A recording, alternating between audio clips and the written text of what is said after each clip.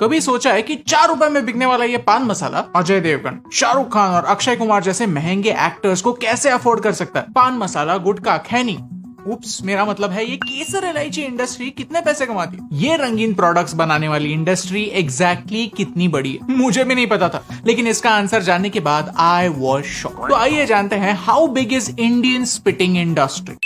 Video काफी interesting है तो प्लीज इसे एंड तक देखिए, और अगर आपको इस वीडियो का पॉइंट समझा तो इसे अपने दोस्तों के साथ शेयर कीजिए। सबसे पहला सवाल, ये पान मसाला वाले लोग इतने बड़े स्टार्स को कैसे अफोर्ड कर सकते हैं? फिल्म अवार्ड्स को स्पॉन्सरशिप पान मसाला कंपनीज देते हैं, बड़े न्यूज़पेपर्स के फ्रंट पेज पर बड़े बड़े एड्स छापते हैं, यहाँ तक अपने 30 सेकंड के एड के शूट के लिए फॉरेन लोकेशंस भी जाते हैं। ये सब करने के लिए पैसे तो लगते होंगे, और ये ब्रांड्स ये सारा खर्चा इजिली अफोर्ड कर सकते हैं क्योंकि भारत का पान मसाला मार्केट 41,000 करोड़ का है। To put things in perspective, India का चॉकलेट मार्केट 16,000 करोड़ का है और हमारा बिस्किट मार्केट 37,000 करोड़ का। बड़े एक्टर्स एक एड के लिए 10 करोड़ चार्ज करते हैं, जो एक 41,000 करोड़ की इंडस्ट्री के लिए सिर्फ 0.02%। भारत पान मसाला एक्सपोर्ट करने में दुनिया में नंबर 1 है और हमारा सबसे बड़ा इंपोर्टर यूएई है। पूरी टोबैको इंडस्ट्री कुल मिलाकर 4.5 करोड़ लोगों को एम्प्लॉय करती है। अब आता है मेरा दूसरा सवाल, क्या लोगों को कैंसर बेचना लीगल है? वर्ल्ड हेल्थ ऑर्गेनाइजेशन कहता है कि दुनिया में 10 करोड़ लोग टोबैको रिलेटेड कैंसर की वजह से मरते हैं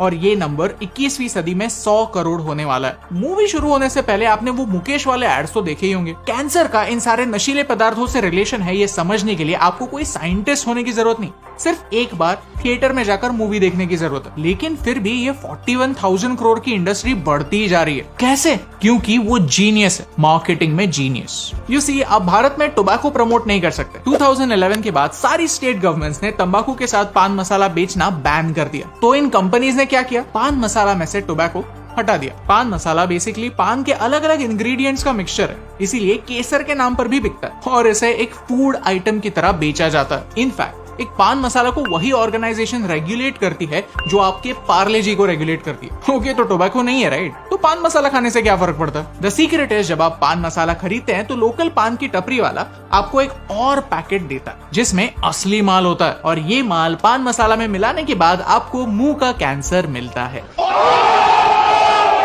लिटरली मैंने एक्सपेरिमेंट करने के लिए सिर्फ ये पैकेट मांगा और उसके साथ साथ पान वाले ने मुझे ये पैकेट भी दे दिया, मेरे पूछे बगैर। रिस्पॉन्सिबिलिटी से भागने में पान मसाला कंपनीज माहिर, क्योंकि टेक्निकली उनके प्रोडक्ट में टोबैको तो है ही नहीं, तो इस पैकेट पर कहीं भी वो कैंसर वाली वार्निंग भी नहीं है। इसी मोरल के पीछे छुपकर बड़े बड़े स्टार्स इसे प्रमोट करने के लिए रेडी हो जाते हैं। ऑफ कोर्स 5-10 करोड़ मिल रहे हैं तो ना कौन बोलेगा। इस स्टाइल ऑफ एडवर्टाइजिंग को सरोगेट एडवर्टाइजिंग कहा जाता है। अल्कोहल की एड बनाना बैंड है तो अल्कोहल कंपनी सेम नाम पर क्लब सोडा निकालते हैं ताकि ब्रांड की इमेज बने। कैसेट्स एंड सीडीज निकालते हैं ताकि ब्रांड का नाम याद रहे।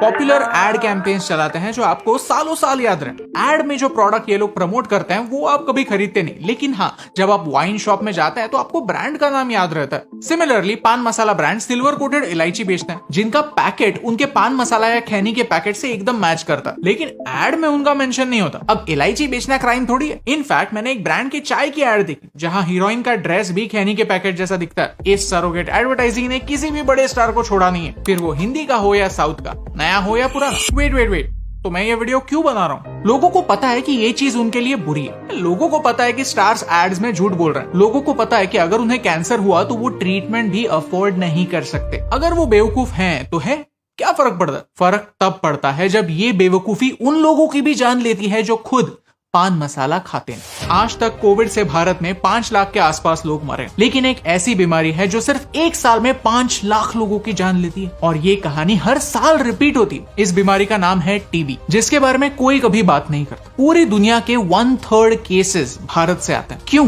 क्योंकि टीबी कोविड की तरह ही ड्रॉपलेट से फैलता है। जब एक इन्फेक्टेड इंसान खांसता है, छींकता है या फिर रास्ते पर थूकता है, तब उनके इन्फेक्टेड ड्रॉपलेट्स उनकी बॉडी से निकलकर हवा में जाते हैं। सवाल यह है, क्या बाहर के लोग छींकते खांसते नहीं? ऑफ कोर्स, लेकिन वो थूकते नहीं। एक पान मसाला खाने वाला इंसान ऑन एवरेज 10 मिनट में 20 से 30 बार थूकता है। अगर वो रिक्शा चलाने वाला हो जो पूरे शहर में घूमता है और अगर उसके बॉडी में टीबी हो तो वो लिटरली टीबी एक दिन में पूरे शहर में फैला सकता है। आपके घर ला सकता है, आपकी किसी भी गलती के बिना आपकी लाइफ बर्बाद कर सकता है। तो हम क्या कर सकते हैं? इस वीडियो की शुरुआत में मैंने आपको बताया कि ये पान मसाला इंडस्ट्री कितनी बड़ी है। उसका एक रीजन था क्योंकि मुझे इस इंडस्ट्री को एक सवाल पूछना, अगर करोड़ों रुपए एड्स पर खर्च हो सकते हैं, अगर आपके एक एड में एक से ज्यादा स्टार्स हो सकते हैं, तो आपके टोटल बजट में से एक छोटा सा हिस्सा आप लोगों को थूकने से रोकने में क्यों नहीं खर्च करते? इंडियन रेलवे हर साल 1200 करोड़ सिर्फ थूक साफ करने में स्पेंड करती। बाय दैट लॉजिक ये खर्चा एक्चुअली किसे करना चाहिए? इस नुकसान की जिम्मेदारी लेता कौन है? आपका प्रोडक्ट, आपकी इंडस्ट्री का प्रोडक्ट, उसमें टोबैको हो या ना हो, मेरे देश को ऐसे ऐसे ऐसे बर्बाद कर रहा है। थूकने वाले को शर्म नहीं है? क्या आपको शर्म है? क्या ये 41,000 करोड़ की इंडस्ट्री अपने टोटल टर्नओवर का 0.01% हिस्सा ये धब्बे साफ करने में खर्च कर सकती है? उनसे रिजल्ट की एक्सपेक्टेशन जरूर है, लेकिन उससे पहले मैंने मेरे बिहेवियर में एक छोटा सा बदलाव लाया। मुंबई में किसी भी रिक्शा में बैठने से पहले मैं रिक्शा वाले को एक सवाल करता, क्या आप रास्ते पर थूकने वाले हो? अगर वो हाँ कहता है या फिर उसके मुंह में मैं कुछ देखता हूँ तो फिर मैं उसकी रिक्शा में नहीं बैठ। जब मेरे दिमाग में आइडिया आया तो मुझे लगा कि मैं रिक्शा में ही नहीं बैठ पाऊंगा, मुझे कोई रिक्शा वाला मिलेगा ही नहीं। मैंने सोचा था कि सारे रिक्शा वाले थूकिया होते हैं, बट आई वॉज रॉन्ग। मुझे एक दो बार रिक्शा छोड़नी पड़ी, लेकिन इमीडिएटली मुझे नेक्स्ट रिक्शा मिल गई। इससे दो फायदे होते हैं।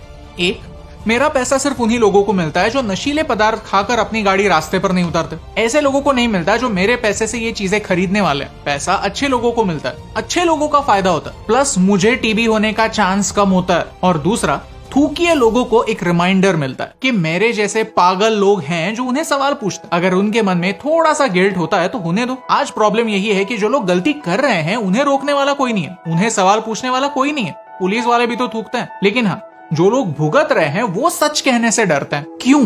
मेरा भारत महान, ये गाड़ी के पीछे लिखने वाले लोग वो गाड़ी रुकते ही उसी भारत पर थूकते हैं, यही सच है। तो मेरा सवाल आपसे, क्या आप उन लोगों को पैसा देंगे जो आपके देश पर थूकते हैं? क्या आप उस इंडस्ट्री को सपोर्ट करेंगे जो उनकी गंदगी साफ नहीं करते? क्या आप उन एक्टर्स की फिल्मों के लिए एक्साइट होंगे जिन्हें पता ही नहीं कि उनकी एक्शंस की वजह से भारत में कैंसर और टीबी जैसी बीमारियां फैल रही है? अगर आपको इन सवालों में सेंस लगा तो इस वीडियो को शेयर कीजिए, क्योंकि ये सवाल लोगों तक पहुंचने जरूरी। Tag your favourite actors, celebrities, influencers and ask them. क्योंकि पेंडेमिक की वजह से 2 साल लोगों को घर बैठना पड़ा। लगा था कि अब तो लोग सुधरेंगे, वही सेम गलतियां नहीं करेंगे जिन्होंने उनके पेट पर लात मारी थी, बट आई वाज रॉन्ग। आपके मुंह में कैंसर ठूसना है तो ठूसो, बस थूकना मना। ये मैसेज हर एक इंसान तक पहुंचना जरूरी, क्योंकि एक के करने से क्या फर्क पड़ता है, लेकिन एक एक के करने से बहुत फर्क पड़ता है।